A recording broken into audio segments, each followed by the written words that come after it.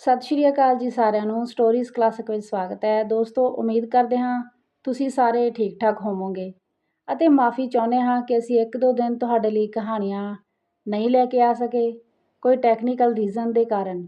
ਉਮੀਦ ਕਰਦੇ ਹਾਂ ਤੁਹਾਨੂੰ ਇਹ ਕਹਾਣੀ ਪਸੰਦ ਆਵੇਗੀ। ਦੋਸਤੋ, ਸ਼ੁਰੂ ਕਰਦੇ ਹਾਂ ਆਪਾਂ ਅੱਜ ਦੀ ਕਹਾਣੀ। ਰੋਂਦੀ ਹੋਈ ਅਰਪਨ ਆਪਣੇ ਕਮਰੇ ਵਿੱਚ ਜਾਂਦੀ ਹੈ ਤੇ ਆਪਣੀ ਸੱਸ ਨੂੰ ਕਹਿੰਦੀ ਹੈ, ਬਸ ਬਹੁਤ ਹੋ ਗਿਆ, ਮੈਂ ਆਪਣੀ ਮਾਂ ਨੂੰ ਹੁਣੇ ਫ਼ੋਨ ਕਰਕੇ ਬੁਲਾਉਂਦੀ ਹਾਂ, ਹੁਣ ਤਾਂ ਬਰਦਾਸ਼ਤ ਦੀ ਹੱਦ ਹੀ ਹੋ ਗਈ। ਅਤੇ ਫਿਰ ਆਪਣੇ ਕਮਰੇ ਦਾ ਦਰਵਾਜ਼ਾ ਬੰਦ ਕਰਕੇ ਪੇਕੇ ਆਪਣੀ ਮਾਂ ਨੂੰ ਫ਼ੋਨ ਕਰਦੀ ਹੈ। ਅਤੇ ਫਿਰ ਪਿੱਛੋਂ ਅਰਪਨ ਦੀ ਸੱਸ ਮਨਜੀਤ ਕੌਰ ਭੱਜੀ ਭੱਜੀ ਆਉਂਦੀ ਹੈ ਤੇ ਖਿੜਕੀ ਵਿੱਚੋਂ ਨੂੰਹ ਨੂੰ ਆਵਾਜ਼ ਦਿੰਦੀ ਹੋਈ ਕਹਿੰਦੀ ਹੈ, ਬਹੂ, ਘਰ ਦੀ ਗੱਲ ਘਰ ਵਿੱਚ ਰਹਿਣ ਦੇ, ਕਿਉਂ ਆਪਣੇ ਪੇਕਿਆਂ ਨੂੰ ਨਿੱਕੀਆਂ ਨਿੱਕੀਆਂ ਗੱਲਾਂ 'ਤੇ ਫ਼ੋਨ ਕਰ ਦਿੰਦੀ ਹੈ।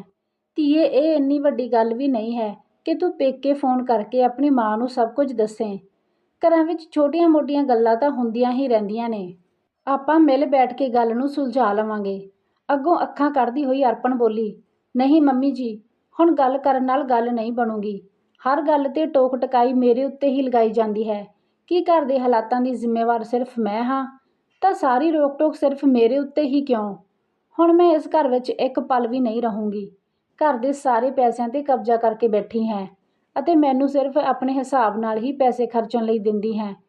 ਤੇਰੀ ਐਫਡੀ ਦੇ ਵੀ ਪੈਸੇ ਆਉਂਦੇ ਹਨ ਅਤੇ ਘਰ ਦੇ ਕਿਰਾਏ ਦੇ ਵੀ ਪੈਸੇ ਆਉਂਦੇ ਹਨ, ਫਿਰ ਵੀ ਖਰਚੇ ਦੇ ਲਈ ਕਿਚ-ਕਿਚ ਕਰਦੀ ਰਹਿੰਦੀ ਹੈ। ਮੰਮੀ ਜੀ, ਤੁਸੀਂ ਇੱਕ ਵਾਰ ਮੈਨੂੰ ਘਰ ਦੀ ਮਾਲਕੀ ਦਿਓ, ਫਿਰ ਮੈਂ ਤੁਹਾਨੂੰ ਦਿਖਾਉਂਦੀ ਹਾਂ ਕਿ ਘਰ ਦਾ ਖਰਚਾ ਕਿਵੇਂ ਚਲਾਇਆ ਜਾਂਦਾ ਹੈ। ਇੰਨਾ ਕਹਿ ਕੇ ਅਰਪਨ ਆਪਣੀ ਮੰਮੀ ਨੂੰ ਫ਼ੋਨ ਕਰ ਦਿੰਦੀ ਹੈ। ਬਾਹਰ ਖੜੀ ਮਨਜੀਤ ਕੌਰ ਉਸ ਨੂੰ ਮਨਾ ਕਰਦੀ ਰਹਿ ਜਾਂਦੀ ਹੈ, ਪਰ ਅਰਪਨ ਆਪਣੀ ਮੰਮੀ ਨਾਲ ਫ਼ੋਨ 'ਤੇ ਰੋਂਦੀ ਹੋਈ ਗੱਲਾਂ ਕਰਦੀ ਹੈ ਕਿ ਮੰਮੀ, ਪਤਾ ਹੈ ਤੁਹਾਨੂੰ ਅੱਜ ਮੇਰੀ ਸੱਸ ਨੇ ਮੈਨੂੰ ਕਿੰਨਾ ਝਿੜਕਿਆ ਹੈ, ਉਹ ਵੀ ਸਿਰਫ 12,000 ਰੁਪਏ ਦੇ ਲਈ। ਕੀ ਪੁੱਤ, ਉਸ ਬੁੱਢੀ ਨੇ ਤੈਨੂੰ ਝਿੜਕਿਆ ਹੈ? ਉਸ ਦੀ ਹਿੰਮਤ ਕਿਵੇਂ ਹੋਈ ਤੈਨੂੰ ਕੁਝ ਕਹਿਣ ਦੀ? ਹਾਂ ਮੰਮੀ, ਮੇਰੀ ਸੱਸ ਸਾਰੀਆਂ ਚੀਜ਼ਾਂ ਦੀ ਪਾਬੰਦੀ ਮੇਰੇ 'ਤੇ ਹੀ ਲਗਾਉਂਦੀ ਹੈ ਅਤੇ ਹਰ ਛੋਟੀ ਤੋਂ ਛੋਟੀ ਚੀਜ਼ ਲਈ ਮੈਨੂੰ ਮਨਾ ਕਰ ਦਿੰਦੀ ਹੈ। ਹੁਣ ਜੇਕਰ ਉਸ ਦੇ ਪੁੱਤ ਦੀ ਨੌਕਰੀ ਚਲੀ ਗਈ ਹੈ ਤਾਂ ਇਸ ਦੀ ਜ਼ਿੰਮੇਵਾਰ ਮੈਂ ਥੋੜ੍ਹੀ ਨਾ ਹਾਂ। ਜੇ ਘਰ ਵਿੱਚ ਪੈਸੇ ਨਹੀਂ ਤਾਂ ਮੈਂ ਕੀ ਕਰਾਂ? ਮੇਰੀਆਂ ਵੀ ਕੁਝ ਜ਼ਰੂਰਤਾਂ ਨੇ ਜਿਨ੍ਹਾਂ ਨੂੰ ਇਹਨਾਂ ਨੇ ਹੀ ਪੂਰਾ ਕਰਨਾ ਹੈ ਅਤੇ ਇਹਨਾਂ ਨੂੰ ਹੀ ਪੂਰਾ ਕਰਨਾ ਪਵੇਗਾ, ਚਾਹੇ ਇਹਨਾਂ ਕੋਲ ਪੈਸੇ ਹੋਣ ਚਾਹੇ ਨਾ ਹੋਣ। ਹਾਂ, ਬਿਲਕੁਲ ਕਰਨਾ ਪਵੇਗਾ। ਜੇ ਉਹਨਾਂ ਦੇ ਕੋਲ ਤੇਰੀਆਂ ਜ਼ਰੂਰਤਾਂ ਪੂਰੀਆਂ ਕਰਨ ਦੀ ਹੈਸੀਅਤ ਨਹੀਂ ਹੈ ਤਾਂ ਮੈਂ ਆਪਣੀ ਧੀ ਨੂੰ ਆਪਣੇ ਕੋਲ ਵਾਪਸ ਪੇਕੇ ਲੈ ਆਵਾਂਗੀ। ਤੂੰ ਚਿੰਤਾ ਨਾ ਕਰ ਧੀਏ, ਮੈਂ ਥੋੜ੍ਹੀ ਦੇਰ ਵਿੱਚ ਹੀ ਤੇਰੇ ਸਹੁਰੇ ਆਉਂਦੀ ਹਾਂ ਤੈਨੂੰ ਲੈਣ ਦੇ ਲਈ। ਤੂੰ ਆਪਣਾ ਸਮਾਨ ਤਿਆਰ ਰੱਖੀਂ। ਖਿੜਕੀ ਦੇ ਬਾਹਰ ਖੜੀ ਮਨਜੀਤ ਕੌਰ ਸਾਰੀਆਂ ਗੱਲਾਂ ਸੁਣ ਰਹੀ ਸੀ। ਉਸਨੇ ਦੇਖਿਆ ਕਿ ਉਸਦੀ ਨੂੰਹ ਫ਼ੋਨ ਕੱਟਣ ਤੋਂ ਬਾਅਦ ਅਲਮਾਰੀ ਵਿੱਚੋਂ ਬੈਗ ਕੱਢ ਕੇ ਆਪਣੇ ਕੱਪੜੇ ਉਸ ਵਿੱਚ ਪਾਉਣ ਲੱਗੀ, ਜਿਸ ਨੂੰ ਦੇਖ ਕੇ ਮਨਜੀਤ ਕੌਰ ਦੀਆਂ ਧੜਕਣਾਂ ਤੇਜ਼ ਹੋ ਜਾਂਦੀਆਂ ਹਨ ਅਤੇ ਉਸਦਾ ਪੁੱਤ ਵੀ ਘਰ ਨਹੀਂ ਸੀ। ਮਨਜੀਤ ਕੌਰ ਆਪਣੀ ਨੂੰਹ ਦੇ ਕਮਰੇ ਦਾ ਦਰਵਾਜ਼ਾ ਵਾਰ-ਵਾਰ ਖੜਕਾਉਂਦੀ ਹੈ ਤਾਂ ਅਰਪਨ ਬਾਹਰ ਆਉਂਦੀ ਹੈ ਅਤੇ ਗੁੱਸੇ ਵਿੱਚ ਕਹਿੰਦੀ ਹੈ, ਹੁਣ ਕੀ ਹੋਇਆ? ਮੇਰੀ ਮਾਂ ਦਾ ਨਾਮ ਸੁਣਦੇ ਹੀ ਡਰ ਗਈ, ਪਰ ਹੁਣ ਕੁਝ ਨਹੀਂ ਹੋ ਸਕਦਾ। ਮੇਰੀ ਮਾਂ ਮੈਨੂੰ ਲੈਣ ਆ ਰਹੀ ਹੈ, ਮੈਂ ਅੱਜ ਹੀ ਉਹਨਾਂ ਦੇ ਨਾਲ ਵਾਪਸ ਚਲੀ ਜਾਵਾਂਗੀ। ਅਰਪਨ ਪੁੱਤ, ਛੋਟੀਆਂ-ਛੋਟੀਆਂ ਗੱਲਾਂ 'ਤੇ ਗੁੱਸੇ ਹੋ ਕੇ ਆਪਣੇ ਪੇਕੇ ਚਲੇ ਜਾਣਾ ਸਮਝਦਾਰੀ ਦੀ ਗੱਲ ਨਹੀਂ ਹੈ। ਜੇ ਘਰ ਵਿੱਚ ਪੈਸਿਆਂ ਦੀ ਤੰਗੀ ਹੈ ਤਾਂ ਮੇਰੇ ਅਤੇ ਮੇਰੇ ਬੇਟੇ ਦੇ ਨਾਲ-ਨਾਲ ਤੈਨੂੰ ਵੀ ਇਸ ਗੱਲ ਨੂੰ ਸਮਝਣਾ ਪਵੇਗਾ। ਤੂੰ ਵੀ ਤਾਂ ਇਸ ਘਰ ਦੀ ਮੈਂਬਰ ਹੈ। ਜਦੋਂ ਮੇਰਾ ਬੇਟਾ ਨੌਕਰੀ ਕਰਦਾ ਸੀ ਤਾਂ ਉਦੋਂ ਮੈਂ ਤੈਨੂੰ ਕਦੇ ਕਿਸੇ ਚੀਜ਼ ਲਈ ਨਹੀਂ ਰੋਕਿਆ ਸੀ।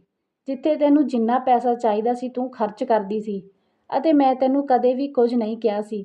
ਪਰ ਅੱਜ ਆਪਣੇ ਘਰ ਦਾ ਖਰਚਾ ਉੱਪਰ ਵਾਲੇ ਪੋਰਸ਼ਨ ਨੂੰ ਕਿਰਾਏ 'ਤੇ ਦੇ ਕੇ ਹੀ ਚੱਲਦਾ ਹੈ। ਪਰ ਅਰਪਨ ਆਪਣੀ ਸੱਸ ਦੀ ਇੱਕ ਵੀ ਗੱਲ ਨਹੀਂ ਸੁਣਦੀ ਅਤੇ ਆਪਣਾ ਕੱਪੜਿਆਂ ਵਾਲਾ ਬੈਗ ਤਿਆਰ ਕਰ ਲੈਂਦੀ ਹੈ। ਥੋੜ੍ਹੀ ਦੇਰ ਵਿੱਚ ਹੀ ਅਰਪਨ ਦੀ ਮੰਮੀ ਆ ਜਾਂਦੀ ਹੈ। ਦੂਜੇ ਪਾਸੇ ਕੋਨੇ ਵਿੱਚ ਅਰਪਨ ਦੀ ਸੱਸ ਮਨਜੀਤ ਕੌਰ ਖੜੀ ਸੀ। ਉਸ ਦੀ ਮੰਮੀ ਭੱਜਦੇ ਹੋਏ ਆਪਣੀ ਬੇਟੀ ਦੇ ਕਮਰੇ ਵਿੱਚ ਗਈ ਅਤੇ ਜਾ ਕੇ ਆਪਣੀ ਧੀ ਨੂੰ ਗਲ ਨਾਲ ਲਾਇਆ ਤੇ ਕਿਹਾ, ਹੁਣ ਤੈਨੂੰ ਰੋਣ ਦੀ ਕੋਈ ਲੋੜ ਨਹੀਂ, ਤੇਰੀ ਮਾਂ ਆ ਗਈ ਹੈ। ਫਿਰ ਮਨਜੀਤ ਕੌਰ ਵੱਲ ਉਂਗਲ ਦਿਖਾਉਂਦੇ ਹੋਏ ਅਰਪਨ ਦੀ ਮੰਮੀ ਨੇ ਕਿਹਾ, ਭੈਣ ਜੀ, ਮੈਂ ਤਾਂ ਸੋਚਿਆ ਸੀ ਕਿ ਮੇਰੀ ਧੀ ਦੇ ਸਹੁਰੇ ਬਹੁਤ ਚੰਗੇ ਨੇ, ਧੀ ਨੂੰ ਬਹੁਤ ਚੰਗੀ ਤਰ੍ਹਾਂ ਰੱਖਦੇ ਨੇ, ਹਰ ਫਰਮਾਇਸ਼ ਪੂਰੀ ਕਰਦੇ ਨੇ, ਪਰ ਮੈਂ ਗਲਤ ਸੀ। ਅੱਜ ਮੇਰੀ ਧੀ ਨੇ ਮੈਨੂੰ ਜਿਸ ਤਰ੍ਹਾਂ ਰੋ-ਰੋ ਕੇ ਫ਼ੋਨ ਕੀਤਾ ਹੈ, ਇਸ ਤੋਂ ਸਾਫ਼ ਜ਼ਾਹਿਰ ਹੋ ਗਿਆ ਹੈ ਕਿ ਤੁਸੀਂ ਸਾਰੇ ਮੇਰੀ ਧੀ 'ਤੇ ਕਿੰਨਾ ਅਤਿਆਚਾਰ ਕਰਦੇ ਹੋ, ਉਸ ਦੇ ਨਾਲ ਲੜਾਈ ਝਗੜਾ ਕਰਦੇ ਹੋ ਅਤੇ ਉਸ ਨੂੰ ਛੋਟੀਆਂ-ਛੋਟੀਆਂ ਚੀਜ਼ਾਂ ਖਰੀਦਣ ਤੋਂ ਵੀ ਮਨਾ ਕਰ ਦਿੰਦੇ ਹੋ। ਪਰ ਤੁਸੀਂ ਸ਼ਾਇਦ ਇਹ ਭੁੱਲ ਗਏ ਹੋ ਕਿ ਉਸ ਦੀ ਮਾਂ ਅਜੇ ਜਿਉਂਦੀ ਹੈ। ਮੇਰੇ ਜਿਉਂਦੇ ਜੀ ਮੈਂ ਆਪਣੀ ਧੀ ਦੀਆਂ ਅੱਖਾਂ ਵਿੱਚ ਇੱਕ ਵੀ ਹੰਝੂ ਨਹੀਂ ਆਉਣ ਦੇਵਾਂਗੀ ਅਤੇ ਮੈਂ ਹੁਣ ਇਸ ਨੂੰ ਆਪਣੇ ਨਾਲ ਲੈ ਕੇ ਜਾ ਰਹੀ ਹਾਂ। ਚੱਲ ਧੀਏ, ਤੂੰ ਆਪਣੀ ਮਾਂ ਨਾਲ ਘਰ ਚੱਲ। ਆਪਣੀ ਕੁੜਮਣੀ ਦੀ ਗੱਲ ਸੁਣ ਕੇ ਮਨਜੀਤ ਕੌਰ ਨੇ ਉਸ ਨੂੰ ਸਮਝਾਉਂਦੇ ਹੋਏ ਕਿਹਾ, ਭੈਣ ਜੀ, ਅਰਪਨ ਤਾਂ ਅਜੇ ਨਾ ਸਮਝ ਹੈ। ਪਰ ਤੁਸੀਂ ਤਾਂ ਦੁਨੀਆ ਦੇਖੀ ਹੈ, ਅਤੇ ਉਹ ਕਿਹੜਾ ਘਰ ਹੈ ਜਿਸ ਵਿੱਚ ਨੂੰਹ ਸੱਸ ਦੀ ਥੋੜ੍ਹੀ ਬਹੁਤ ਨੋਕ ਝੋਕ ਨਹੀਂ ਹੁੰਦੀ। ਪਰ ਇਸ ਦਾ ਮਤਲਬ ਇਹ ਨਹੀਂ ਕਿ ਤੁਸੀਂ ਆਪਣੀ ਧੀ ਨੂੰ ਪੇਕੇ ਲਿਜਾ ਕੇ ਬਿਠਾ ਲਵੋ। ਤੁਸੀਂ ਵੀ ਨੂੰਹਾਂ ਪੁੱਤਾਂ ਵਾਲੇ ਹੋ, ਅਤੇ ਮੇਰੀ ਗੱਲ ਨੂੰ ਤੁਸੀਂ ਬਹੁਤ ਚੰਗੀ ਤਰ੍ਹਾਂ ਸਮਝਦੇ ਹੋਵੋਗੇ। ਤੁਸੀਂ ਮੇਰੇ ਘਰ ਆਏ, ਇਹ ਬਹੁਤ ਵਧੀਆ ਗੱਲ ਹੈ। ਬੈਠੋ, ਚਾਹ ਪਾਣੀ ਪੀਓ, ਅਤੇ ਮੈਂ ਖਾਣਾ ਬਣਾਉਂਦੀ ਹਾਂ, ਖਾ ਕੇ ਜਾਇਓ। ਪਰ ਮੇਰੀ ਨੂੰਹ ਨੂੰ ਆਪਣੇ ਘਰ ਵਾਪਸ ਨਾ ਲੈ ਕੇ ਜਾਇਓ। ਘਰ ਦੀ ਗੱਲ ਘਰ ਵਿੱਚ ਹੀ ਰਹਿਣ ਦਿਓ। ਅਸੀਂ ਆਪਸ ਵਿੱਚ ਗੱਲ ਨਿਬੇੜ ਲਵਾਂਗੇ। ਐਦਾਂ ਕਿਵੇਂ ਘਰ ਦੀ ਗੱਲ ਘਰ ਵਿੱਚ ਰਹਿਣ ਦੇਵਾਂ? ਇਹ ਮੇਰੀ ਧੀ ਦੀ ਗੱਲ ਹੈ। ਤੇਰੇ ਘਰ ਦੀ ਗੱਲ ਸਿਰਫ ਤੇਰੇ ਘਰ ਦੀ ਗੱਲ ਨਹੀਂ। ਤੇਰੇ ਘਰ ਵਿੱਚ ਮੇਰੀ ਧੀ ਇੰਨੀਆਂ ਦੁੱਖ ਤਕਲੀਫਾਂ ਸਹਿ ਰਹੀ ਹੈ, ਅਤੇ ਤੂੰ ਕਹਿ ਰਹੀ ਹੈ ਕਿ ਮੈਂ ਆਪਣੀ ਧੀ ਨੂੰ ਤੇਰੇ ਘਰ ਹੀ ਛੱਡ ਜਾਵਾਂ। ਇਹ ਤਾਂ ਬਿਲਕੁਲ ਨਹੀਂ ਹੋ ਸਕਦਾ। ਤੇਰੀ ਵਜ੍ਹਾ ਨਾਲ ਹੀ ਮੇਰੀ ਧੀ ਦੀਆਂ ਅੱਖਾਂ ਵਿੱਚ ਅੱਜ ਹੰਝੂ ਆਏ ਹਨ। ਤੁਹਾਨੂੰ ਤਾਂ ਹੁਣ ਮੈਂ ਖੂਨ ਦੇ ਹੰਝੂ ਰਵਾਵਾਂਗੀ, ਅਤੇ ਹੁਣ ਮੈਂ ਕਿਸੇ ਨੂੰ ਵੀ ਨਹੀਂ ਛੱਡੂੰਗੀ। ਚੱਲ ਧੀਏ, ਆਪਣਾ ਸਮਾਨ ਚੱਕ ਅਤੇ ਚੱਲ ਆਪਣੀ ਮਾਂ ਦੇ ਘਰ। ਮਨਜੀਤ ਕੌਰ ਦੇ ਬਹੁਤ ਮਨ੍ਹਾ ਕਰਨ ਦੇ ਬਾਵਜੂਦ ਵੀ ਅਰਪਣ ਆਪਣੀ ਮਾਂ ਦੇ ਨਾਲ ਪੇਕੇ ਚਲੀ ਜਾਂਦੀ ਹੈ, ਅਤੇ ਮਨਜੀਤ ਕੌਰ ਉੱਥੇ ਖੜੀ ਦੇਖਦੀ ਰਹਿ ਜਾਂਦੀ ਹੈ। ਇੱਧਰ ਸ਼ਾਮ ਨੂੰ ਥੱਕਿਆ ਹਾਰਿਆ ਅਰਪਣ ਦਾ ਪਤੀ ਹਰਮਨ ਘਰ ਆਉਂਦਾ ਹੈ, ਅਤੇ ਅਰਪਣ ਨੂੰ ਆਵਾਜ਼ ਦਿੰਦੇ ਹੋਏ ਕਹਿੰਦਾ ਹੈ, ਅਰਪਣ ਪਲੀਜ਼ ਇੱਕ ਕੱਪ ਚਾਹ ਬਣਾ ਦੇ, ਮੇਰਾ ਸਿਰ ਬਹੁਤ ਦਰਦ ਕਰ ਰਿਹਾ ਹੈ। ਫਿਰ ਮਨਜੀਤ ਕੌਰ ਆਪਣੇ ਪੁੱਤ ਹਰਮਨ ਦੇ ਲਈ ਇੱਕ ਕੱਪ ਚਾਹ ਬਣਾ ਕੇ ਲਿਆਉਂਦੀ ਹੈ, ਤਾਂ ਹਰਮਨ ਕਹਿੰਦਾ ਹੈ, ਕੀ ਹੋਇਆ ਮੰਮੀ, ਅਰਪਣ ਘਰ ਨਹੀਂ ਹੈ? ਅਤੇ ਤੁਸੀਂ ਵੀ ਕਾਫੀ ਉਦਾਸ ਲੱਗ ਰਹੇ ਹੋ। ਕੀ ਗੱਲ ਹੈ? ਕੁਝ ਨਹੀਂ ਪੁੱਤ, ਤੂੰ ਮੇਰੀ ਛੱਡ, ਆਪਣੀ ਦੱਸ ਕਿਹੋ ਜਿਹਾ ਰਿਹਾ ਅੱਜ ਦਾ ਦਿਨ? ਅੱਜ ਤੇਰੇ 2 ਇੰਟਰਵਿਊ ਸੀ, ਕਿਵੇਂ ਰਹੇ? ਕੀ ਲੱਗਦਾ ਹੈ ਕਿ ਦੋਹਾਂ ਵਿੱਚੋਂ ਕਿਤੇ ਨਾ ਕਿਤੇ ਤੇਰੀ ਜੌਬ ਲੱਗ ਜਾਵੇਗੀ? ਹਾਂ ਮੰਮੀ, ਇੰਟਰਵਿਊ ਤਾਂ ਦੋਵੇਂ ਹੀ ਵਧੀਆ ਗਏ। ਹੁਣ ਦੇਖਦਾ ਹਾਂ ਉਹਨਾਂ ਦਾ ਕਦੋਂ ਫੋਨ ਆਉਂਦਾ ਹੈ।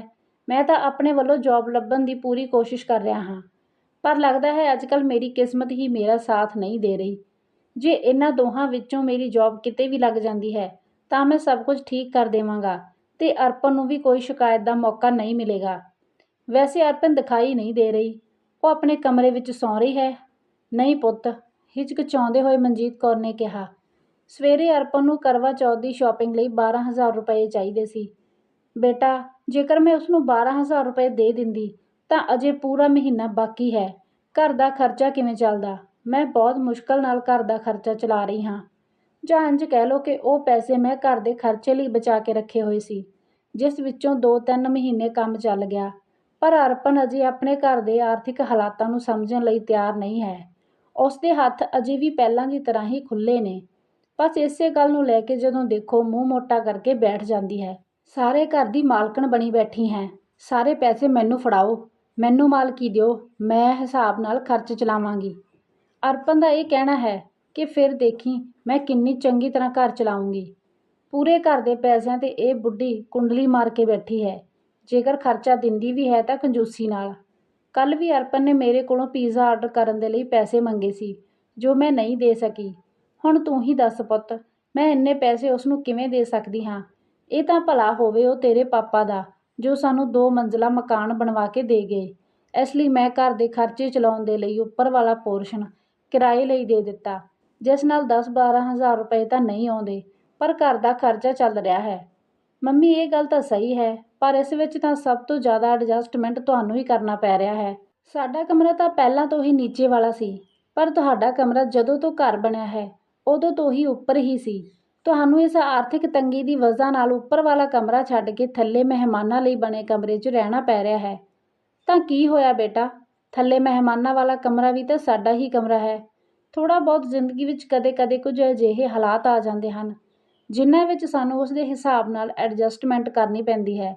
ਜੇ ਨਹੀਂ ਕਰਾਂਗੇ ਤਾਂ ਮੁਸੀਬਤਾਂ ਸਾਡੇ ਸਾਹਮਣੇ ਆਉਣ ਦੇ ਲਈ ਖੜੀਆਂ ਹੁੰਦੀਆਂ ਨੇ।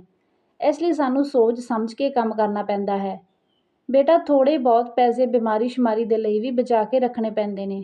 ਫਿਰ ਕੀ ਹੋਇਆ ਮਾਂ, ਜਦੋਂ ਤੁਸੀਂ ਅਰਪਣ ਨੂੰ ਪੈਸੇ ਨਹੀਂ ਦਿੱਤੇ ਤਾਂ ਉਸਨੇ ਅੱਗੋਂ ਕੁਝ ਨਹੀਂ ਕਿਹਾ? ਹਾਂ ਬੇਟਾ, ਇਸ ਲਈ ਹੀ ਤਾਂ ਉਸਨੇ ਆਪਣੀ ਮਾਂ ਨੂੰ ਫੋਨ ਕਰਕੇ ਇੱਥੇ ਬੁਲਾ ਲਿਆ ਤੇ ਆਪਣੀ ਮੰਮੀ ਦੇ ਨਾਲ ਪੇਕੇ ਚਲੀ ਗਈ। ਕੀ? ਅਰਪਣ ਇੰਨੀ ਛੋਟੀ ਜਿਹੀ ਗੱਲ 'ਤੇ ਆਪਣੇ ਪੇਕੇ ਚਲੀ ਗਈ? ਮੈਨੂੰ ਪੁੱਛਣਾ ਵੀ ਜ਼ਰੂਰੀ ਨਹੀਂ ਸਮਝਿਆ? ਇੰਨੀਆਂ ਨਿੱਕੀਆਂ-ਨਿੱਕੀਆਂ ਗੱਲਾਂ ਨੂੰ ਵੀ ਅਰਪਣ ਸਮਝਣ ਦੀ ਕੋਸ਼ਿਸ਼ ਨਹੀਂ ਕਰਦੀ। ਇੰਨੀ ਨਿੱਕੀ ਜਿਹੀ ਗੱਲ 'ਤੇ ਪੇਕੇ ਜਾਣ ਦੀ ਕੀ ਜ਼ਰੂਰਤ ਸੀ? ਚੱਲ ਛੱਡ ਪੁੱਤ, ਕੋਈ ਗੱਲ ਨਹੀਂ। ਹੁਣ ਜਦੋਂ ਅਰਪਣ ਦਾ ਗੁੱਸਾ ਠੰਡਾ ਹੋ ਗਿਆ, ਤੂੰ ਉਸ ਨੂੰ ਫੋਨ ਕਰ ਅਤੇ ਉਸ ਨੂੰ ਵਾਪਸ ਬੁਲਾ ਲੈ। ਨਹੀਂ ਮੰਮੀ, ਮੈਂ ਉਸ ਨੂੰ ਫੋਨ ਨਹੀਂ ਕਰੂੰਗਾ। ਨਾ ਤਾਂ ਉਹ ਮੇਰੇ ਤੋਂ ਪੁੱਛ ਕੇ ਗਈ ਹੈ ਅਤੇ ਨਾ ਹੀ ਮੈਨੂੰ ਦੱਸ ਕੇ। ਨਾ ਮੇਰਾ ਪੁੱਤ ਇਸ ਤਰ੍ਹਾਂ ਦੀਆਂ ਗੱਲਾਂ ਨਹੀਂ ਕਰਦੇ ਹੁੰਦੇ। ਬਹੂ ਅਜੇ ਇਹਨਾਂ ਗੱਲਾਂ ਨੂੰ ਨਹੀਂ ਸਮਝਦੀ ਤਾਂ ਕੀ ਤੂੰ ਵੀ ਨਹੀਂ ਸਮਝੇਗਾ? ਘਰ ਗ੍ਰਹਿਸਤੀ ਦੀ ਗੱਡੀ ਚਲਾਉਣ ਲਈ ਦੋਹਾਂ ਵਿੱਚੋਂ ਇੱਕ ਨੂੰ ਤਾਂ ਝੁਕਣਾ ਹੀ ਪੈਣਾ ਹੈ। ਜੇ ਤੁਸੀਂ ਦੋਵੇਂ ਹੀ ਇਸ ਤਰ੍ਹਾਂ ਗੁੱਸੇ ਵਿੱਚ ਰਹੋਗੇ ਤਾਂ ਗੱਲ ਨਹੀਂ ਬਣੇਗੀ। ਇਸ ਲਈ ਪੁੱਤ, ਤੂੰ ਮੇਰੀ ਗੱਲ ਮੰਨ ਅਤੇ ਅਰਪਣ ਨੂੰ ਫੋਨ ਕਰ। ਠੀਕ ਹੈ ਮੰਮੀ, ਮੈਂ ਥੋੜ੍ਹੀ ਦੇਰ ਬਾਅਦ ਫੋਨ ਕਰਦਾ ਹਾਂ। ਮਨ ਨਾ ਹੁੰਦੇ ਹੋਏ ਵੀ ਹਰਮਨ ਆਪਣੀ ਮਾਂ ਦੇ ਕਹਿਣ 'ਤੇ ਅਰਪਣ ਨੂੰ ਫੋਨ ਕਰਨ ਲਈ ਤਿਆਰ ਹੋ ਗਿਆ। ਦੂਜੇ ਪਾਸੇ ਅਰਪਣ ਵੀ ਆਪਣੀ ਮਾਂ ਦੇ ਘਰੇ ਪਹੁੰਚ ਗਈ। ਜਦੋਂ ਵੱਡੇ ਵੱਡੇ ਬੈਗ ਲੈ ਕੇ ਪਹੁੰਚੀ ਤਾਂ ਹਾਲ ਵਿੱਚ ਉਸਦੇ ਭਰਾ ਭਰਜਾਈ ਬੈਠੇ ਹੋਏ ਸੀ। ਅਰਪਣ ਨੂੰ ਵੱਡੇ ਵੱਡੇ ਬੈਗ ਲੈ ਕੇ ਪੇਕੇ ਆਇਆ ਹੋਇਆ ਦੇਖ ਕੇ ਉਸਦੀ ਭਾਬੀ ਸਿਮਰਨ ਹੈਰਾਨ ਰਹਿ ਗਈ ਅਤੇ ਭਰਾ ਹਰਜੀਤ ਨੇ ਵੀ ਹੈਰਾਨ ਹੁੰਦੇ ਹੋਏ ਪੁੱਛਿਆ, ਕੀ ਹੋਇਆ ਅਰਪਣ, ਸਭ ਠੀਕ ਤਾਂ ਹੈ? ਤਾਂ ਅਰਪਣ ਦੀ ਮਾਂ ਨੇ ਬੜੀ ਹੀ ਆਕੜ ਨਾਲ ਕਿਹਾ, ਕੀ ਸਮਝ ਰੱਖਿਆ ਹੈ ਉਹਨਾਂ ਲੋਕਾਂ ਨੇ ਕਿ ਉਹ ਮੇਰੀ ਧੀ ਨਾਲ ਕਿਹੋ ਜਿਹਾ ਵੀ ਵਿਹਾਰ ਕਰਨਗੇ ਮੈਂ ਉਸ ਨੂੰ ਸਹਿਣ ਕਰ ਲਵਾਂਗੀ? ਮੈਂ ਤਾਂ ਲੈ ਆਈ ਆਪਣੀ ਧੀ ਨੂੰ ਆਪਣੇ ਘਰੇ। ਕੀ ਮੰਮੀ, ਤੂੰ ਅਰਪਣ ਨੂੰ ਉਸਦੇ ਸਹੁਰੇ ਲੈਣ ਗਈ ਸੀ? ਐਡੀ ਵੀ ਕਿਹੜੀ ਆਫਤ ਆ ਗਈ ਸੀ ਜੋ ਤੁਸੀਂ ਉਸ ਨੂੰ ਲੈਣ ਚਲੇ ਗਏ? ਮੈਨੂੰ ਕਹਿ ਦਿੰਦੇ, ਮੈਂ ਚਲਾ ਜਾਂਦਾ। ਕੀ ਹੋਇਆ ਅਰਪਣ, ਸਭ ਠੀਕ ਤਾਂ ਹੈ? ਹਾਂ ਵੀਰੇ, ਸਭ ਠੀਕ ਹੈ, ਪਰ ਹੁਣ ਮੈਂ ਉਸ ਘਰ ਨੂੰ ਛੱਡ ਕੇ ਆ ਗਈ ਹਾਂ। ਹੁਣ ਮੈਂ ਉਸ ਘਰ ਵਿੱਚ ਕਦੇ ਵੀ ਨਹੀਂ ਜਾਵਾਂਗੀ ਜਿੱਥੇ ਮੇਰੀ ਕੋਈ ਸੁਣਦਾ ਹੀ ਨਹੀਂ। ਮੇਰੀਆਂ ਛੋਟੀਆਂ ਛੋਟੀਆਂ ਜ਼ਰੂਰਤਾਂ ਵੀ ਪੂਰੀਆਂ ਨਹੀਂ ਕਰਦੇ। ਸਿਰਫ 12,000 ਰੁਪਏ ਹੀ ਤਾਂ ਮੰਗੇ ਸੀ, ਮੰਮੀ ਜੀ ਨੇ ਉਹ ਵੀ ਦੇਣ ਤੋਂ ਮਨਾ ਕਰ ਦਿੱਤਾ। ਮੇਰੀ ਮਾਂ ਨੂੰ ਹੀ ਦੇਖ ਲਓ, ਭਾਬੀ ਦੀ ਹਰ ਫਰਮਾਇਸ਼ ਪੂਰੀ ਕਰਦੀ ਹੈ। ਅਰਪਣ ਦੀ ਭਾਬੀ ਇਹ ਸਾਰੀਆਂ ਗੱਲਾਂ ਸੁਣ ਕੇ ਪਰੇਸ਼ਾਨ ਹੋ ਜਾਂਦੀ ਹੈ ਕਿਉਂਕਿ ਉਹ ਮਨਜੀਤ ਕੌਰ ਨੂੰ ਬਹੁਤ ਚੰਗੀ ਤਰ੍ਹਾਂ ਜਾਣਦੀ ਹੈ। ਦੂਰ ਦੀ ਰਿਸ਼ਤੇਦਾਰੀ ਵਿੱਚੋਂ ਮਨਜੀਤ ਕੌਰ ਉਸਦੀ ਭੂਆ ਵੀ ਲੱਗਦੀ ਸੀ। ਸਿਮਰਨ ਨੇ ਕਿਹਾ, ਨਹੀਂ ਅਰਪਣ, ਤੈਨੂੰ ਕੋਈ ਗਲਤਫਹਿਮੀ ਹੋਈ ਹੋਵੇਗੀ। ਮੇਰੀ ਭੂਆ ਅਜਿਹੀ ਕਦੇ ਵੀ ਨਹੀਂ ਹੋ ਸਕਦੀ, ਉਹ ਬਹੁਤ ਚੰਗੀ ਹੈ। ਤਾਂ ਅਰਪਣ ਦੀ ਮਾਂ ਨੇ ਆਪਣੀ ਨੂੰਹ ਸਿਮਰਨ ਨੂੰ ਅੱਖਾਂ ਕੱਢਦੇ ਹੋਏ ਆਖਿਆ, ਬਹੂ ਤੂੰ ਕੀ ਕਹਿਣਾ ਚਾਹੁੰਦੀ ਹੈ ਕਿ ਮੇਰੀ ਬੇਟੀ ਝੂਠ ਬੋਲ ਰਹੀ ਹੈ? ਫਿਰ ਕੋਲ ਬੈਠੇ ਅਰਪਣ ਦੇ ਭਰਾ ਹਰਜੀਤ ਨੇ ਕਿਹਾ, ਮੰਮੀ ਅਰਪਣ ਨੂੰ ਛੋਟੇ ਜਿਹੇ ਲੜਾਈ ਝਗੜੇ ਤੋਂ ਬਾਅਦ ਪੇਕੇ ਲਿਆਉਣਾ ਚੰਗੀ ਗੱਲ ਨਹੀਂ ਹੈ। ਮਾਸੀ ਜੀ ਅਤੇ ਬਾਈ ਜੀ ਨੂੰ ਕਿੰਨਾ ਬੁਰਾ ਲੱਗਿਆ ਹੋਵੇਗਾ ਇਹ ਸਭ ਦੇਖ ਕੇ। ਅਰਪਣ ਨੇ ਕਿਹਾ, ਹਾਂ ਹਾਂ ਵੀਰੇ, ਮੈਂ ਸਭ ਸਮਝ ਰਹੀ ਹਾਂ। ਮੇਰਾ ਇੱਥੇ ਆਉਣਾ ਤੁਹਾਨੂੰ ਤੇ ਭਾਬੀ ਨੂੰ ਚੰਗਾ ਨਹੀਂ ਲੱਗ ਰਿਹਾ, ਇਸ ਲਈ ਹੀ ਤਾਂ ਤੁਸੀਂ ਇਹ ਸਾਰੀਆਂ ਗੱਲਾਂ ਕਰ ਰਹੇ ਹੋ।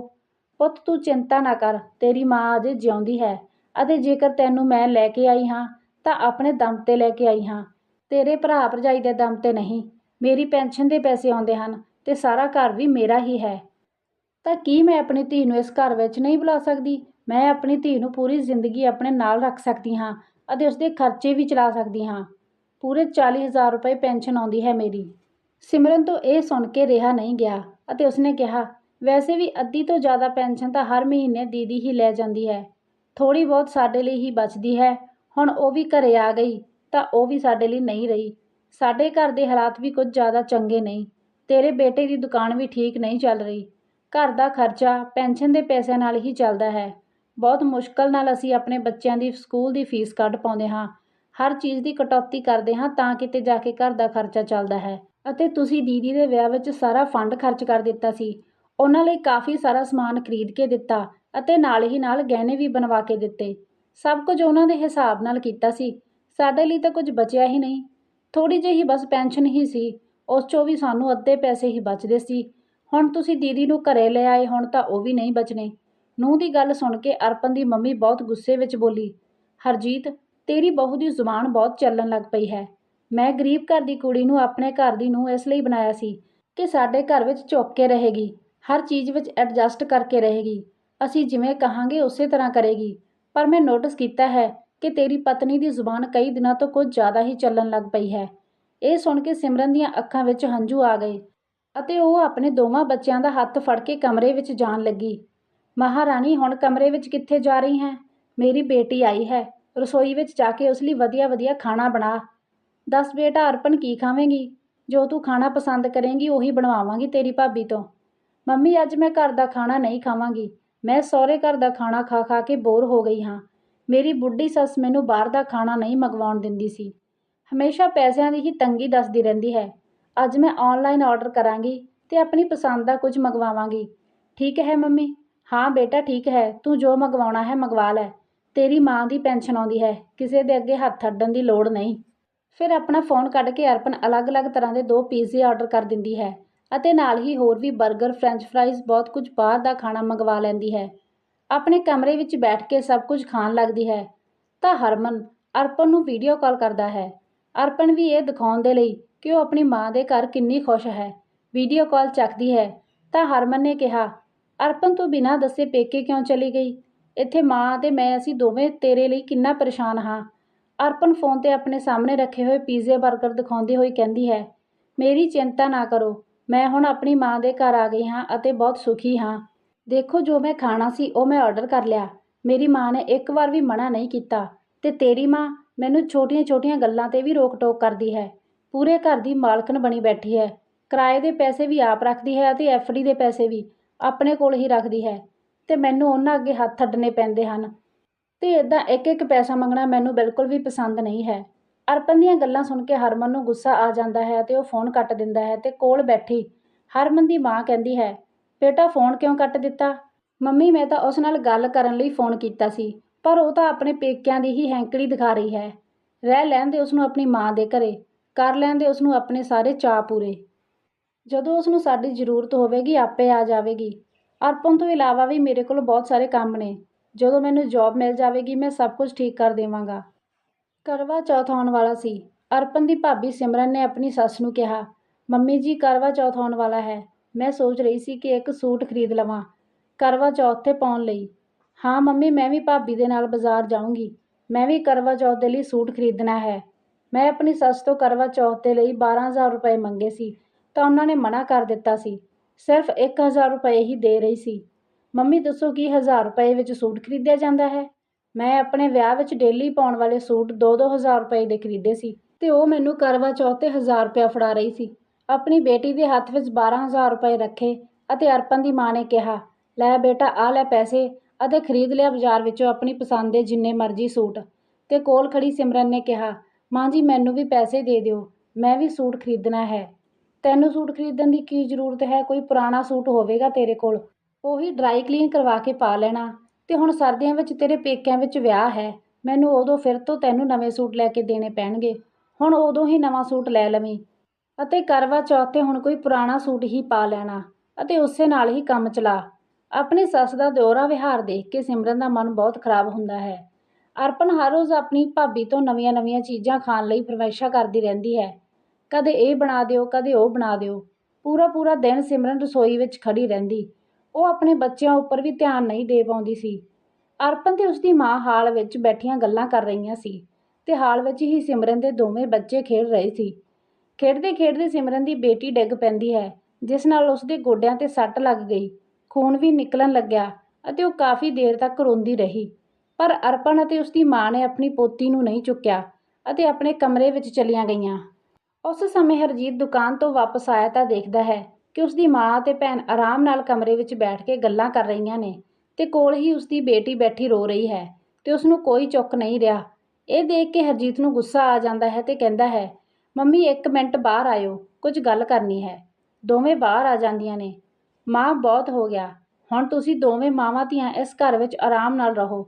ਅਸੀਂ ਆਪਣੇ ਬੱਚਿਆਂ ਨੂੰ ਲੈ ਕੇ ਇਸ ਘਰ ਨੂੰ ਛੱਡ ਕੇ ਜਾ ਰਹੇ ਹਾਂ। ਮੇਰੀ ਪਤਨੀ ਪੂਰਾ ਦਿਨ ਖਾਣਾ ਬਣਾਉਣ ਵਿੱਚ ਰਸੋਈ ਵਿੱਚ ਬਿਜ਼ੀ ਰਹਿੰਦੀ ਹੈ।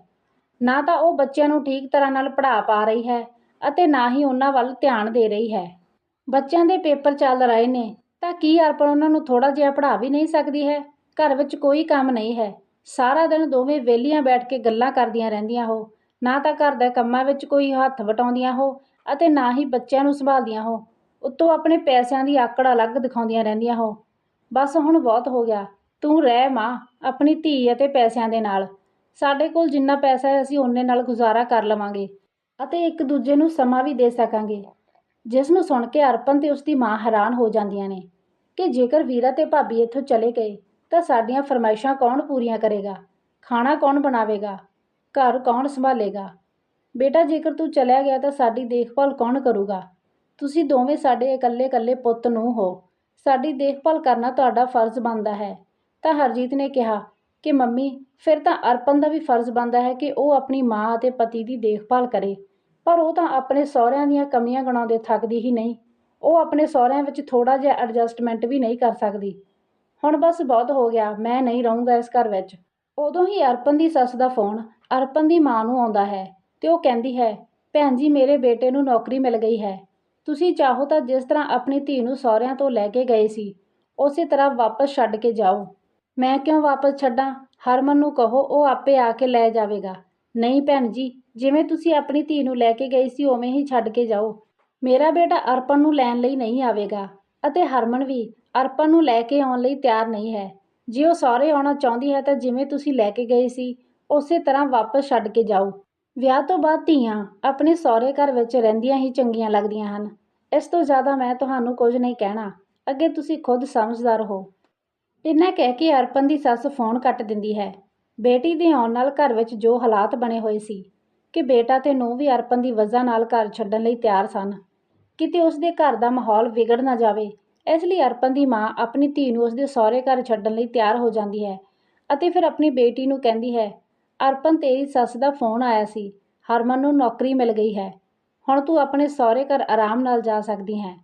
ਅਰਪਣ ਦੀ ਮਾਂ ਅੰਦਰ ਹੀ ਅੰਦਰ ਡਰ ਰਹੀ ਸੀ ਕਿ ਕਿਤੇ ਬੇਟੀ ਦੀ ਵਜ੍ਹਾ ਨਾਲ ਉਸਦਾ ਪੁੱਤ ਤੇ ਨੂੰਹ ਹੱਥੋਂ ਨਾ ਨਿਕਲ ਜਾਣ। ਬੇਟੀ ਤਾਂ ਇੱਕ ਨਾ ਇੱਕ ਦਿਨ ਆਪਣੇ ਸਹੁਰੇ ਚਲੀ ਜਾਵੇਗੀ, ਪਰ ਮੈਂ ਤਾਂ ਆਪਣੇ ਬੇਟੇ ਦੇ ਨਾਲ ਹੀ ਰਹਿਣਾ ਹੈ। ਅਰਪਣ ਵੀ ਕਿਤੇ ਨਾ ਕਿਤੇ ਮਾਂ ਦੀ ਮਨਸ਼ਾ ਨੂੰ ਸਮਝ ਜਾਂਦੀ ਹੈ ਅਤੇ ਉਹ ਬਿਨਾਂ ਕੁਝ ਕਹੇ ਆਪਣੇ ਸਹੁਰੇ ਜਾਣ ਲਈ ਤਿਆਰ ਹੋ ਜਾਂਦੀ ਹੈ। ਅਤੇ ਫਿਰ ਅਰਪਣ ਦੀ ਮਾਂ ਆਪਣੇ ਬੇਟੇ ਨੂੰ ਰੋਕਦੇ ਹੋਏ ਕਹਿੰਦੀ ਹੈ ਕਿ ਬੇਟਾ, ਅਰਪਣ ਆਪਣੇ ਸਹੁਰੇ ਜਾ ਰਹੀ ਹੈ, ਹੁਣ ਤੁਸੀਂ ਕਿਤੇ ਨਾ ਜਾਇਓ, ਤੁਹਾਨੂੰ ਕੋਈ ਜ਼ਰੂਰਤ ਨਹੀਂ ਹੈ ਇੱਥੋਂ ਜਾਣ ਦੀ, ਇਸੇ ਘਰ ਵਿੱਚ ਰਹੋ, ਇਹ ਤੁਹਾਡਾ ਘਰ ਹੈ। ਜੇਕਰ ਤੁਸੀਂ ਇਸ ਘਰ ਨੂੰ ਛੱਡ ਕੇ ਜਾਓਗੇ ਤਾਂ 4 ਲੋਕ ਤਾਨੇ ਮਾਰਨਗੇ ਤੇ ਮੈਨੂੰ ਤਰ੍ਹਾਂ ਤਰ੍ਹਾਂ ਦੇ ਸਵਾਲ ਕਰਨਗੇ ਕਿ ਤੇਰਾ ਬੇਟਾ ਤੇ ਨੂੰਹ ਘਰ ਛੱਡ ਕੇ ਚਲੇ ਗਏ ਅਤੇ ਧੀ ਸਹੁਰਿਆਂ ਤੋਂ ਪੇਕੇ ਆ ਕੇ ਬੈਠੀ ਹੈ। ਅਰਪਣ ਆਪਣੀ ਮਾਂ ਦੀਆਂ ਸਾਰੀਆਂ ਗੱਲਾਂ ਸੁਣ ਲੈਂਦੀ ਹੈ ਅਤੇ ਅੱਜ ਉਸ ਨੂੰ ਇਸ ਗੱਲ ਦਾ ਅਹਿਸਾਸ ਹੋਇਆ ਕਿ ਉਸਨੇ ਸਹੁਰਿਆਂ ਤੋਂ ਪੇਕੇ ਆ ਕੇ ਬਹੁਤ ਵੱਡੀ ਗਲਤੀ ਕੀਤੀ ਹੈ। ਅੱਜ ਜਦੋਂ ਮੇਰੀ ਭਾਬੀ ਘਰ ਛੱਡ ਕੇ ਜਾ ਰਹੀ ਹੈ ਤਾਂ ਸਮਾਜ ਦੇ 4 ਲੋਕ ਮੈਨੂੰ ਸਵਾਲ ਕਰਨਗੇ, ਮੰਮੀ ਮੈਨੂੰ ਪੇਕੇ ਭੇਜਣ ਦੇ ਲਈ ਤੇ ਆਪਣੇ ਪੁੱਤ ਨੂੰ ਰੋਕਣ ਦੇ ਲਈ ਹੱਥ ਪੈਰ ਜੋੜ ਰਹੀ ਹੈ, ਸਭ ਕੁਝ ਕਰ ਰਹੀ ਹੈ, ਪਰ ਮੈਂ ਤਾਂ ਆਪਣੀ ਸੱਸ ਦੀ ਇੱਕ ਵੀ ਨਹੀਂ ਮੰਨੀ ਸੀ। ਮੇਰੀ ਸੱਸ ਨੇ ਵੀ ਕਿੰਨੇ ਹੱਥ ਪੈਰ ਜੋੜੇ ਸੀ, ਉਹਨਾਂ ਨੂੰ ਵੀ ਮੇਰੇ ਆਉਣ ਤੋਂ ਬਾਅਦ ਵਿੱਚ ਕਿੰਨਾ ਕੁਝ ਸੁਣਨਾ ਪਿਆ ਹੋਵੇਗਾ।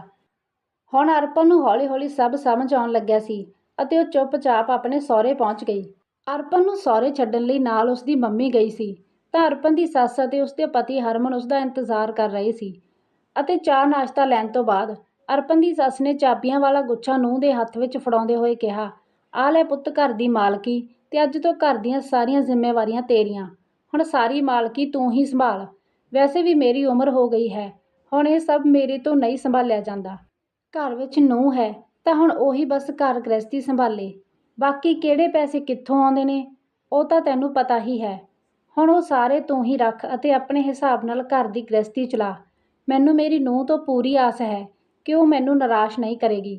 ਇਹ ਦੇਖ ਕੇ ਅਰਪਣ ਦੀ ਮਾਂ ਸ਼ਰਮਿੰਦਾ ਹੋ ਜਾਂਦੀ ਹੈ ਕਿ ਜਿਸ ਸੱਸ ਨੂੰਹ ਦੇ ਵਿੱਚ ਮੈਂ ਕਲੇਸ਼ ਪੈਦਾ ਕਰ ਰਹੀ ਸੀ, ਕਿੰਨੀ ਆਸਾਨੀ ਨਾਲ ਉਸੇ ਸੱਸ ਨੇ ਅੱਜ ਘਰ ਦੀਆਂ ਸਾਰੀਆਂ ਜ਼ਿੰਮੇਵਾਰੀਆਂ ਅਤੇ ਮਾਲਕੀ ਆਪਣੀ ਨੂੰਹ ਨੂੰ ਹੱਸਦੇ ਹੱਸਦੇ ਦੇ ਦਿੱਤੀ, ਜਦ ਕਿ ਮੈਂ ਤਾਂ ਆਪਣੀ ਨੂੰਹ ਨੂੰ ਗਿਣ ਗਿਣ ਕੇ ਪੈਸੇ ਦਿੰਦੀ ਹਾਂ, ਹਮੇਸ਼ਾ ਉਸ ਨੂੰ ਦਬਾ ਕੇ ਰੱਖਦੀ ਹਾਂ। ਮੈਂ ਪੂਰੇ ਘਰ ਵਿੱਚ ਆਪਣਾ ਹੀ ਰੋਹਬ ਜਮਾਉਂਦੀ ਹਾਂ, ਕਦੇ ਵੀ ਨੂੰਹ ਪੁੱਤ ਨੂੰ ਬੋਲਣ ਨਹੀਂ ਦਿੰਦੀ, ਜਦੋਂ ਕਿ ਪੂਰੀ ਘਰ ਗ੍ਰਹਿਸਤੀ ਤਾਂ ਮੇਰੀ ਨੂੰਹ ਹੀ ਸੰਭਾਲਦੀ ਹੈ। ਫਿਰ ਵੀ ਮੈਂ ਉਸ ਨੂੰ ਸਿੱਧੇ ਮੂੰਹ ਨਾਲ ਗੱਲ ਨਹੀਂ ਕਰਦੀ। ਅੱਜ ਅਰਪਣ ਦੇ ਨਾਲ ਨਾਲ ਉਸਦੀ ਮਾਂ ਦੀਆਂ ਅੱਖਾਂ ਵੀ ਖੁੱਲ੍ਹ ਗਈਆਂ। ਅਰਪਣ ਦੇ ਭਰਾ ਭਰਜਾਈ ਵੀ ਬੱਚਿਆਂ ਨੂੰ ਨਾਲ ਲੈ ਕੇ ਅਰਪਣ ਦੇ ਸਹੁਰੇ ਪਹੁੰਚ ਜਾਂਦੇ ਹਨ ਤਾਂ ਅਰਪਣ ਨੇ ਕਿਹਾ, ਭਾਬੀ ਤੁਸੀਂ ਵੀ ਆ ਰਹੇ ਸੀ ਪਿੱਛੇ ਪਿੱਛੇ ਹੀ, ਤਾਂ ਸਾਡੇ ਨਾਲ ਹੀ ਆ ਜਾਂਦੇ। ਨਹੀਂ ਨਹੀਂ, ਉਹ ਤਾਂ ਭੂਆ ਜੀ ਦਾ ਫੋਨ ਆਇਆ ਸੀ ਕਿ ਤੁਸੀਂ ਵੀ ਆ ਜਾਇਓ, ਤਾਂ ਅਸੀਂ ਵੀ ਆ ਗਏ। ਰਸੋਈ ਵਿੱਚ ਮਨਜੀਤ ਕੌਰ ਨਾਸ਼ਤਾ ਲੈਣ ਲਈ ਚਲੀ ਜਾਂਦੀ ਹੈ ਤਾਂ ਪਿੱਛੋਂ ਸਿਮਰਨ ਦੀ ਆਵਾਜ਼ ਆਉਂਦੀ ਹੈ। ਫਿਰ ਮਨਜੀਤ ਕੌਰ ਸਿਮਰਨ ਨੂੰ ਧੰਨਵਾਦ ਕਰਦੇ ਹੋਏ ਕਹਿੰਦੀ ਹੈ ਕਿ ਸਿਮਰਨ, ਜੇਕਰ ਅੱਜ ਤੂੰ ਸਾਡਾ ਸਾਥ ਨਾ ਦਿੰਦੀ ਤਾਂ ਪਤਾ ਨਹੀਂ ਸਾਡੀ ਨੂੰਹ ਨੂੰ ਕਦੋਂ ਅਕਲ ਆਉਂਦੀ ਤੇ ਉਹ ਵਾਪਸ ਕਦੋਂ ਘਰੇ ਆਉਂਦੀ। ਹਾਂਜੀ ਭੂਆ ਜੀ, ਮੇਰੀ ਨਨਾਣ ਤੇ ਤੁਹਾਡੀ ਨੂੰਹ ਨੂੰ ਸਬਕ ਸਿਖਾਉਣ ਲਈ ਹੀ ਤਾਂ ਮੈਂ ਤੇ ਹਰਜੀਤ ਨੇ ਘਰ ਤੋਂ ਅਲੱਗ ਰਹਿਣ ਦਾ ਨਾਟਕ ਕੀਤਾ ਸੀ, ਨਹੀਂ ਤਾਂ ਆਪਣੀ ਸੱਸ ਨੂੰ ਇਕੱਲਿਆਂ ਛੱਡ ਕੇ ਇੱਕ ਹੀ ਸ਼ਹਿਰ ਵਿੱਚ ਅਲੱਗ ਰਹਿਣ ਦਾ ਮੇਰਾ ਕੋਈ ਮਕਸਦ ਨਹੀਂ ਸੀ। ਉਹ ਤਾਂ ਸਿਰਫ ਇੱਕ ਨਾਟਕ ਸੀ ਤੇ ਚੰਗਾ ਹੋਇਆ ਇਸ ਨਾਟਕ ਨਾਲ ਅਰਪਣ ਨੂੰ ਅਕਲ ਆ ਗਈ ਤੇ ਨਾਲ ਹੀ ਨਾਲ ਮੰਮੀ ਜੀ ਵੀ ਡਰਦੀ ਹੋਈ ਆਪਣੀ ਧੀ ਨੂੰ ਸਹੁਰੇ ਛੱਡ ਗਈ। ਹਾਂ ਬੇਟਾ, ਇਹ ਤਾਂ ਤੂੰ ਬਿਲਕੁਲ ਸਹੀ ਕਹਿ ਰਹੀ ਹੈ। ਮਨਜੀਤ ਕੌਰ ਤੇ ਸਿਮਰਨ ਇੰਨਾ ਕਹਿ ਕੇ ਦੋਵੇਂ ਹੱਸਣ ਲੱਗੀਆਂ। ਥੋੜੀ ਦੇਰ ਬਾਅਦ ਸਾਰੇ ਚਲੇ ਜਾਂਦੇ ਨੇ। ਹੁਣ ਇੱਧਰ ਅਰਪਣ ਨੇ ਘਰ ਦੀ ਜ਼ਿੰਮੇਵਾਰੀ ਆਪਣੇ ਸਿਰ ਤੇ ਲੈ ਕੇ ਇੱਕ ਹੋਰ ਮੁਸੀਬਤ ਮੁੱਲ ਲੈ ਲਈ। ਜੋ ਅਰਪਣ ਪਹਿਲਾਂ ਸੱਸ ਨੂੰ ਹਰ ਰੋਜ਼ ਤਾਨੇ ਦਿੰਦੀ ਸੀ ਅਤੇ ਫਜ਼ੂਲ ਖਰਚੇ ਕਰਦੀ ਸੀ, ਉਹ ਹੁਣ ਹਰ ਖਰਚੇ ਨੂੰ ਆਪਣੀ ਡਾਇਰੀ ਵਿੱਚ ਨੋਟ ਕਰਨ ਲੱਗੀ ਅਤੇ ਖਰਚਾ ਵੀ ਸੋਚ ਸਮਝ ਕੇ ਕਰਨ ਲੱਗੀ ਕਿ ਕਿੰਨੇ ਦਾ ਸੌਦਾ ਆਉਂਦਾ ਹੈ, ਕਿੰਨੇ ਪੈਸੇ ਦੁੱਧ ਵਾਲੇ ਦੇ ਦੇਣੇ ਨੇ ਅਤੇ ਜੇਕਰ ਘਰ ਦੇ ਵਿੱਚ ਕੋਈ 4 ਮਹਿਮਾਨ ਆ ਜਾਣ ਤਾਂ ਉਹਨਾਂ ਨੂੰ ਕਿਵੇਂ ਦੇਖਣਾ ਹੈ। ਹੁਣ ਅਰਪਣ ਬਹੁਤ ਮੁਸ਼ਕਲ ਨਾਲ ਘਰ ਦੀਆਂ ਜ਼ਿੰਮੇਵਾਰੀਆਂ ਸੰਭਾਲ ਰਹੀ ਸੀ। ਕਈ ਵਾਰ ਤਾਂ ਉਸਦਾ ਮਨ ਹੋਇਆ ਕਿ ਉਹ ਘਰ ਦੀਆਂ ਚਾਬੀਆਂ ਆਪਣੀ ਸੱਸ ਨੂੰ ਵਾਪਸ ਕਰ ਦੇਵੇ, ਕਿਉਂਕਿ ਨਾ ਤਾਂ ਹੁਣ ਉਹ ਆਪਣੇ ਮਨ ਦੀ ਕਰ ਸਕਦੀ ਸੀ ਅਤੇ ਨਾ ਹੀ ਖੁੱਲ੍ਹ ਕੇ ਖਰਚਾ ਕਰ ਰਹੀ ਸੀ। ਅਤੇ ਹੁਣ ਹਰਮਨ ਦੀ ਨੌਕਰੀ ਦੇ ਪੈਸੇ ਆਉਣ ਦੇ ਬਾਵਜੂਦ ਵੀ ਅਰਪਣ ਪੂਰੇ ਹਿਸਾਬ ਕਿਤਾਬ ਨਾਲ ਪੈਸੇ ਖਰਚ ਕਰਦੀ ਸੀ, ਪਰ ਫਿਰ ਵੀ ਉਸ ਕੋਲ ਇੱਕ ਵੀ ਪੈਸਾ ਨਹੀਂ ਬਚਦਾ ਸੀ। ਪਰ ਉਹ ਹੁਣ ਆਪਣੀ ਸੱਸ ਨੂੰ ਕੁਝ ਵੀ ਨਹੀਂ ਕਹਿ ਪਾ ਰਹੀ ਸੀ, ਕਿਉਂਕਿ ਹੁਣ ਜਦੋਂ ਤੱਕ ਸੱਸ ਦੇ ਹੱਥਾਂ ਵਿੱਚ ਮਾਲਕੀ ਸੀ, ਉਹ ਹਮੇਸ਼ਾ ਉਸ ਨੂੰ ਕੋਸਦੀ ਰਹਿੰਦੀ ਸੀ ਕਿ ਉਹ ਕੰਜੂਸੀ ਕਰਦੀ ਹੈ, ਪੈਸੇ ਲੁਕੋ ਕੇ ਰੱਖਦੀ ਹੈ, ਖਰਚ ਕਰਨ ਲਈ ਨਹੀਂ ਦਿੰਦੀ। ਪਰ ਅੱਜ ਜਦੋਂ ਉਸ ਨੂੰ ਖੁਦ ਘਰ ਦੀ ਜ਼ਿੰਮੇਵਾਰੀ ਸੰਭਾਲਣੀ ਪਈ, ਤਾਂ ਉਸ ਨੂੰ ਹੁਣ ਆਟੇ ਤੇਲ ਦੇ ਭਾਅ ਚੰਗੀ ਤਰ੍ਹਾਂ ਸਮਝ ਆ ਚੁੱਕੇ ਸਨ। 2 ਮਹੀਨੇ ਵੀ ਨਹੀਂ ਲੰਘੇ, ਥੱਕ ਹਾਰ ਕੇ ਚਾਬੀਆਂ ਦਾ ਗੁੱਛਾ ਆਪਣੀ ਸੱਸ ਦੇ ਕੋਲ ਲੈ ਕੇ ਆ ਗਈ ਤੇ ਬੋਲੀ, ਮੰਮੀ ਜੀ, ਇਹ ਚਾਬੀਆਂ ਦਾ ਗੁੱਛਾ ਅਤੇ ਘਰ ਦੀ ਮਾਲਕੀ ਤੁਸੀਂ ਹੀ ਸੰਭਾਲੋ, ਮੇਰੇ ਵੱਸ ਦੀ ਗੱਲ ਨਹੀਂ ਹੈ। ਮੈਨੂੰ ਇਹ ਸਭ ਸਿੱਖਣ ਵਿੱਚ ਬਹੁਤ ਸਮਾਂ ਲੱਗੂਗਾ।